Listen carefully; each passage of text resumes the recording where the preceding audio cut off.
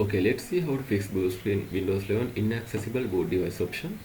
So first you need to perform a Windows startup repair option. To do that, you have to force shut down your PC 3 times during boot to enter the Windows recovery environment.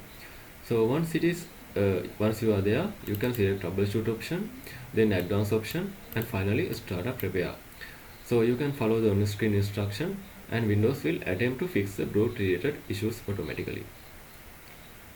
Once it is done, you can come back to the Windows recovery environment and open command prompt via advanced option in that menu. So you need to run this command in the command prompt. First you need to type dism.exe, then after /online/cleanup image /restore help. Hit enter. Once it is completed, again you need to type sfc/scan now. Hit enter. Once it is done, finally chkdsk c double dot /f/r. Hit enter.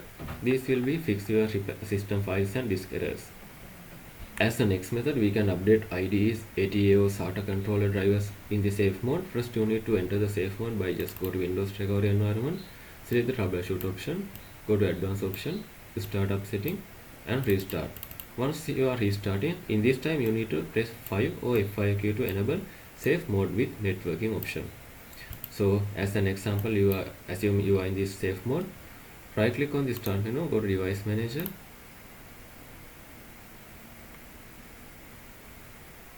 find IDE, ATA, PI controllers, double tap on it, right click on it, tap on update driver, tap on search automatic for drivers. If it is not working, select the second option, select this one, select your already installed driver, tap on next. This will reinstall the corrupted drive again. If it is not working, you have to reset BIOS to default and enable HCI mode.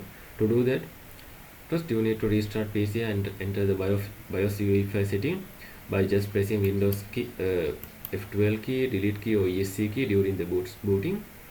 So you can find the option called select load default, select load setup default or load optimize default. You can navigate to SATA configuration and set mode to AHCI in the BIOS menu. Finally, you can save and exit BIOS by pressing F10 key on your keyboard.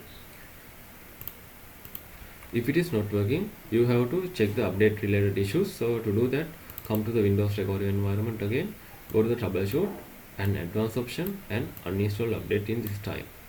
So you have to choose the uninstall the latest quality update or feature update. So you can uninstall that from there, then after restart your computer. If none of these methods are not working, most probably that will be hardware related issues. So you can ensure all the cables are properly connected, or you can try to different cable, or you can start a drive. And if you think this video is helpful, please consider subscribing and liking this video.